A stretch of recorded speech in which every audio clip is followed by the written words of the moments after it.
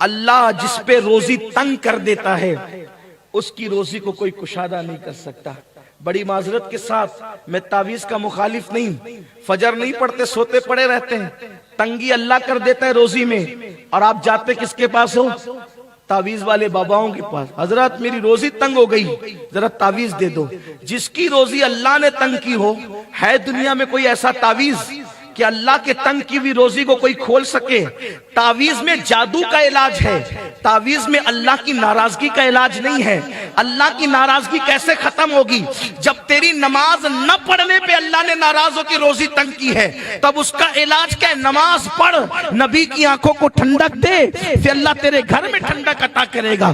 نبی کی آنکھوں کو ٹھنڈا کر، نماز کا تحفہ بھیج. آقا فرماتے ہیں جعلت قرۃ عینی فی الصلاۃ، نماز میں میری آنکھوں کی ٹھنڈک ہے. ایک بار مسلمان نمازی بن کر تو دیکھ، پھر دیکھ تیرے کیسے وارے نیارے ہوتے ہیں. واللہ تیرے گھر میں روزی برکت برسے گی، رحمتوں کا نزول ہوگا، تیرے بچے تیرے فرما بردار ہوں گے، تجھے نعمتیں ملے گی، تجھے برکتیں ملے گی. اللہ تجھے اتنا نوازے گا کہ تو رکھ رکھ کے بھولے گا. کیوں؟ اس لیے کہ میرے نبی نے فرمایا جب اذان ہوتی ہے تو روئے زمین کی ساری دولت سمیٹ کر مسجد میں لائی جاتی ہے. جو مسجد میں آتے ہیں اللہ ان کو روزی بھی دیتا ہے، روزی میں برکت بھی دیتا ہے. جو مسجد میں نہیں آتے وہ رزاق ہے، روزی تو دیتا ہے مگر برکت نہیں دیتا. جس کو اللہ برکت نہیں دیتا اس کا کچھ رہ نہیں جاتا، اور جس میں برکت دیتا ہے تھوڑے میں بہت ہوتا ہے. سمجھاؤں آپ کو؟ سمجھ لو. دیکھو اللہ جس سے ناراض ہوتا ہے اس کو برکت، اور جس سے راضی ہوتا ہے اس کو برکت. یزید مرا، 8 بیٹے چھوڑ کے مرا. یزید مرا، 8 بیٹے چھوڑ کے مرا. اللہ ناراض، برکت نہیں دینا تھی. 8 لاپتہ ہوئے، نہ ان کا پتہ، نہ ان کی قبر کا پتہ، نہ ان کی نسل کا پتہ، نہ ان کا کوئی نام لینے والا. اللہ نے برکت نہیں دی. اللہ اکبر. یزید کی قبر کا نشان بھی مٹا، اس کی اولاد کا نام و نشان بھی ختم ہوا. لیکن حسین ایک بیمار دبلا پتلا زین العابدین چھوڑ کر کے گئے. اللہ راضی تھا، ایسی برکت دی کہ کربلا سے لے کر احمد آباد تک کے دیکھو حسین کے بیٹوں کی ایک قطار نظر آ رہی ہے. کیا آپ نہیں دیکھتے؟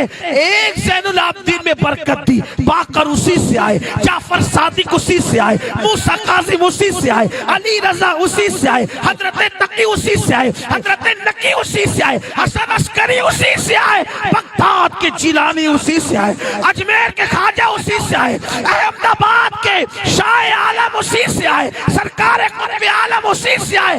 دیکھو اللہ نے برکت دی. ایک چھوڑا تھا، ایک میں برکت کتنی. اللہ برکت دے تو قیامت تک کوئی ختم نہیں، حکومت بھی ختم نہیں کر پائے. اللہ برکت دے تو حکومتیں بھی ختم نہیں. کتنا مٹانے کی کوشش کی حکومتوں نے، حکومتیں ختم ہو گئی، آل حسین ختم نہ ہو. برکت اللہ نے دی، برکت اللہ نے دی. پتا چلا اگر آل میں برکت دے، آل میں برکت دے تو حکومتیں بھی ختم نہیں کر سکتی. حسین نے سجدے میں سر دیا تو اللہ نے آل میں برکت دی. تم سجدوں کے پابند بن جاؤ، اللہ تمہاری مال میں بھی برکت دے گا، تمہاری آل میں بھی برکت دے گا. آپ کہیں گے کیا مال ملتا ہے؟ مال ملتا ہے. میں کہتا ہوں نادان، اپنے نبی کا فرمان پڑھ. اللہ کے رسول نے فرمایا جب بندہ سجدہ کرتا ہے تو خدا اور بندے کے درمیان کے سارے پردے ہٹا دیے جاتے ہیں. ارے جب سجدے میں خدا مل جاتا ہے تو کائنات کی کون سی نعمت نہیں مل سکتی. جو سجدے میں خدا ملتا ہے کیا نہیں مل سکتا. آؤ سجدے کے پابند بنو، غلطی نہ کرو. رات میں کوئی کام نہیں ہے تو جلدی سو، صبح کو جلدی اٹھو. مجبوری ہے دیر سے سوتے، چلو دیر سے سو، لیکن جلدی اٹھو. آپ کہیں گے نہیں اٹھ پاتا ہوں، میں کہتا ہوں نماز کی اہمیت دل میں پیدا کر،